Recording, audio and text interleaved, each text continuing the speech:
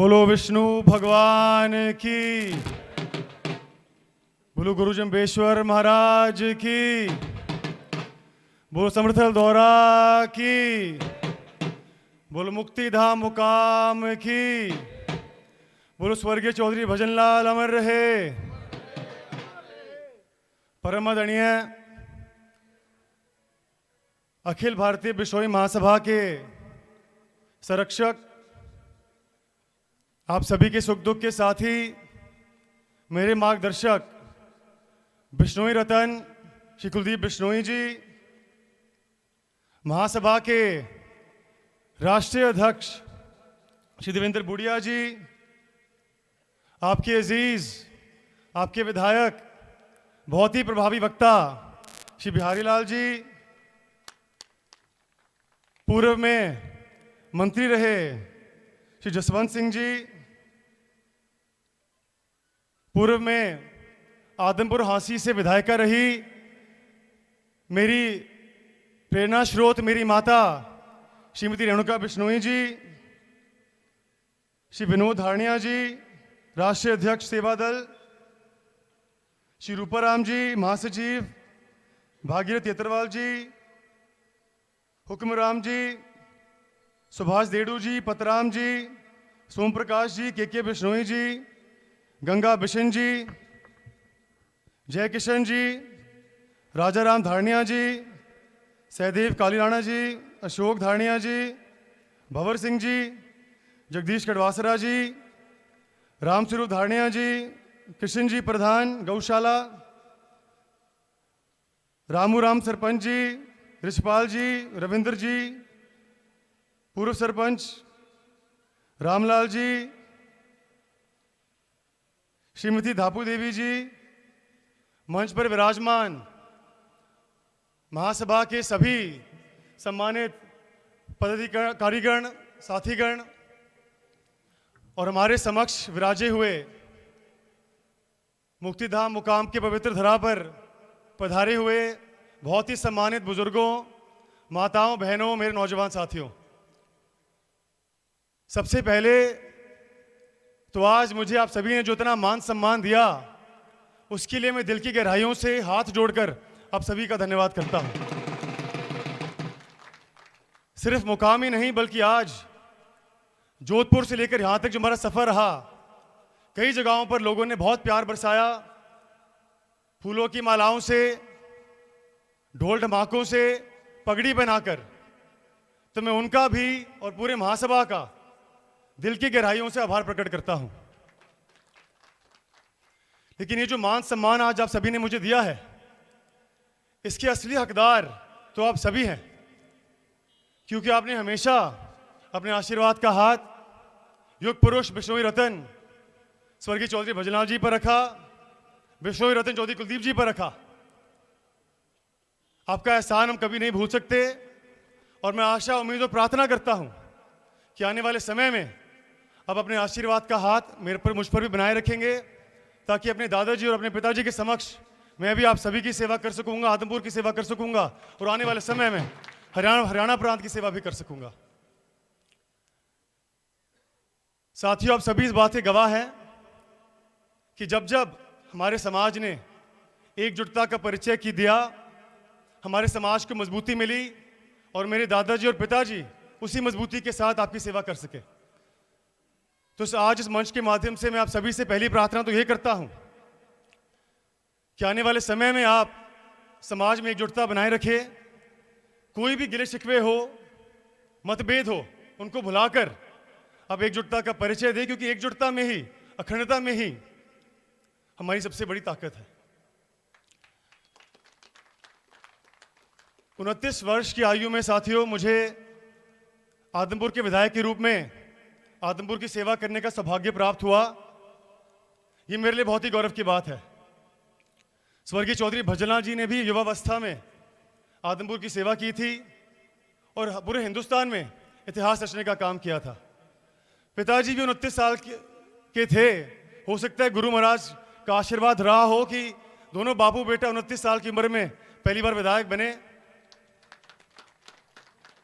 तो मैं अपने दादाजी और पिताजी की तुलना तो 7 जन्मों में नहीं कर सकता, लेकिन आपको विश्वास जरूर दिलाता हूं कि अपने दादाजी की पथ चिन्हों पर चलकर और अपने पिताजी के संघर्ष, इनकी मेहनत और इनकी ईमानदारी से सीख लेकर मैं आने वाले समय में आदमपुर की और आप सभी की सेवा करने का काम करूंगा।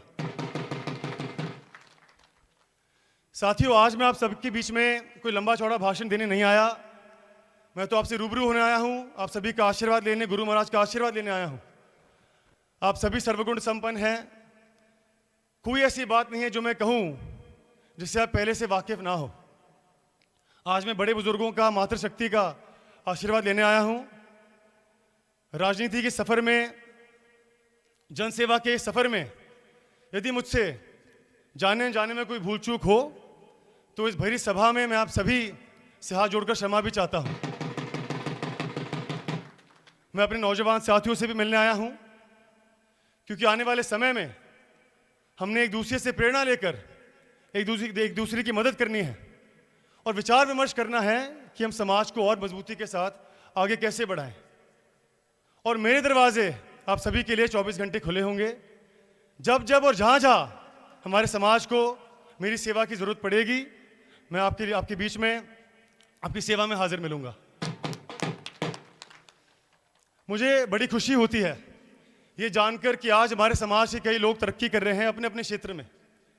कोई आईएएस बन रहा है, आईपीएस बन रहा है, तो कोई फौज में, पुलिस में हमारे समाज का, हमारे देश का नाम रोशन कर रहा है। कोई खेल के मैदान में छक्के मार रहा है, तो कोई राजनीति के मैदान में। इस मंच के माध्यम से मैं उन सभी को बधाई देता हूं। वो हमारे सभी के लिए प्रेरणा स्रोत है कि विपरीत परिस्थितियों से गुजरने के बावजूद वो हमारे समाज का नाम रोशन करे, अपने परिवार का नाम रोशन कर रहे हैं। लेकिन फिर भी मेरा ये मानना है कि हमारे समाज में कई ऐसे लोग हैं जो अपने पोटेंशियल को रियलाइज नहीं कर पा रहे हैं, जो अपनी योग्यता के आधार पर सफलता नहीं प्राप्त कर पा रहे हैं। कुछ लोग आर्थिक रूप से कमजोर है, कुछ हमारे साथी नशे में लिप्त है, तो कुछ लोगों को सफलता प्राप्त करने के लिए पर्याप्त अवसर प्राप्त नहीं हो रहे हैं। तो मेरी आप सभी से प्रार्थना है कि हमने उनकी भी मदद करनी है। मेरा यह मानना है कि हम सभी का दायित्व बनता है कि समाज के लोगों के एक दूसरे के हम काम आए।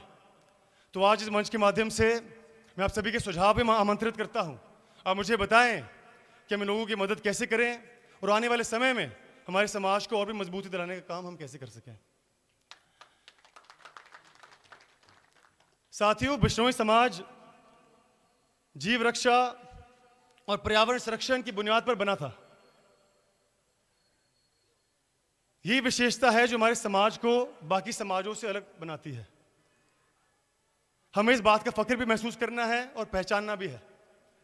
आज पूरी दुनिया क्लाइमेट चेंज की बात कर रही है, ग्लोबल वार्मिंग की बात कर रही है, लेकिन 550 साल पहले गुरु महाराज ने हमें रास्ता दिखाया था, चेतावनी दी थी, और वो चेतावनी आज सही साबित हो रही है। जाम्बोजी महाराज ने हमें बताया था कि इंसान अपने निजी स्वार्थ को पूरा करने के लिए पर्यावरण को ध्वस्त करेगा। और आज आप देख रहे हैं किस प्रकार से दुनिया के कई मुल्कों में प्राकृतिक आपदाएं आ रही हैं। कई मुल्क बर्बादी की कगार पर है, कहीं बाढ़ आ रहा है तो कहीं सूखा पड़ा है, कहीं लोग ठंड के मारे जा रहे हैं तो कहीं हीट स्ट्रोक से। 500 साल पहले यदि लोगों ने गुरु महाराज की बात मानी होती तो शायद आज हमें दिन नहीं देखने को नहीं मिलता। लेकिन फिर भी मैं समझता हूं कि आज देर नहीं हुई है, आज जरूरत है तो आपको और हमें अपने दायित्व को समझने का। हम सभी गुरु महाराज के अनुयायी हैं, उनके सिपाही हैं। तो मेरी आप सभी से प्रार्थना है कि अब अपने अपने स्तर पर लोगों को जागरूक करें। मैं अभी कुछ ही महीनों पहले अमेरिका से पढ़कर आया, हार्वर्ड यूनिवर्सिटी से। उससे पहले मैं इंग्लैंड के ऑक्सफोर्ड यूनिवर्सिटी में पढ़ा, पॉलिटिक्स इकोनॉमिक्स की और इकोनॉमिक्स की मैंने पढ़ाई हासिल की। उससे पहले लंदन स्कूल ऑफ इकोनॉमिक्स में भी मैं पढ़कर आया। तो वहाँ पर लोगों को बिश्नोई समाज की जागरूकता नहीं है। और जब मैंने उनको बताया गुरु महाराज के आदर्शों के बारे में, स्वर्गीय अमृता देवी जी और हमारे 363 शहीदों के बारे में, तो लोग बहुत प्रभावित हुए। और आप सभी जानते हैं कि कुछ ही दिनों पहले इजिप्ट के अंदर यूनाइटेड नेशंस की क्लाइमेट चेंज की कॉन्फ्रेंस संपन्न हुई, जिसको COP27 के नाम से जाना जाता है। वहां पर भी दुनिया के बड़े बड़े नेताओं ने किसी देश के राष्ट्रपति ने तो किसी देश के प्रधानमंत्री ने इस बात को माना कि आने वाले समय में हमें ग्लोबल वार्मिंग को बहुत ही गंभीर रूप से देखने की आवश्यकता है और आने वाले 1 साल में भारत एक बहुत अहम भूमिका निभाने वाला है। आपको शायद पता होगा कि जो G20 देश हैं उसका नेतृत्व भारत करने वाला है। इसका ये मतलब है कि आने वाले समय में इंग्लैंड, अमेरिका से लेकर जितने भी हमारे यूरोपियन यूनियन है, जितने भी हमारे देश हैं 20 जो हमारे G20 के अंदर आते हैं, उसका नेतृत्व हिंदुस्तान करेगा।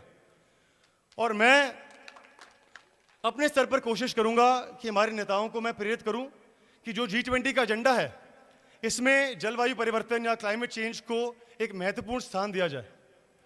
आने वाले जनवरी में जो डावोस के अंदर, स्विट्जरलैंड के अंदर वर्ल्ड इकोनॉमिक फोरम हर साल आयोजित होता है, वहाँ पर भी मुझे वक्ता के रूप में बुलाया गया है।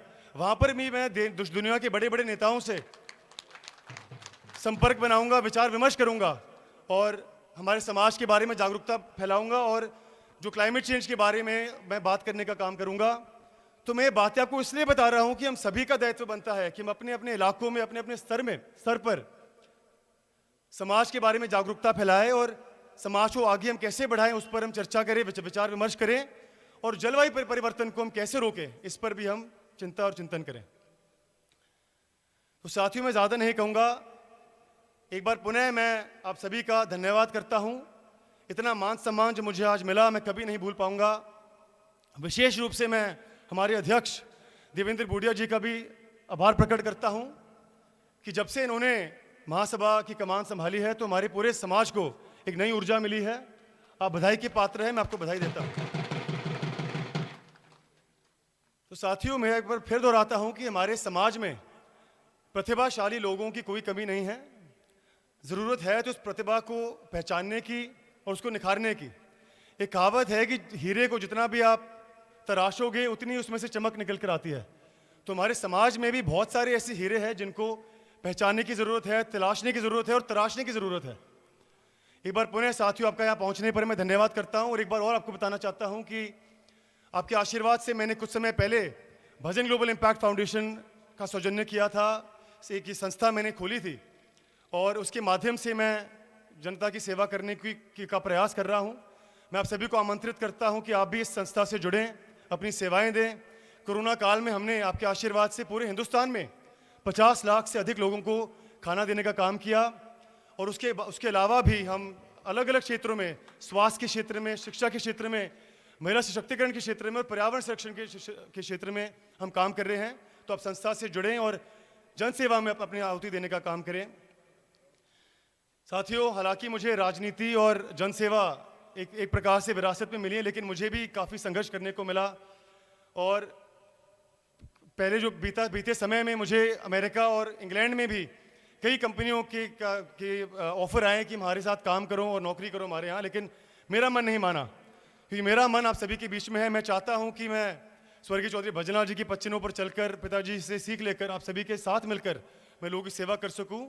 और एक बार फिर मैं मुक्तिधाम मुकाम की पवित्र धरा पर आप सभी से आग्रह करता हूँ, प्रार्थना करता हूँ कि आप आगे भी अपने आशीर्वाद का हाथ मुझ पर बनाए रखिए ताकि मैं आपकी सेवा कर सकूं। और एक बार पुनः आप सभी का मैं आभार प्रकट करता हूं। बोलो गुरु जंबेश्वर महाराज की जय।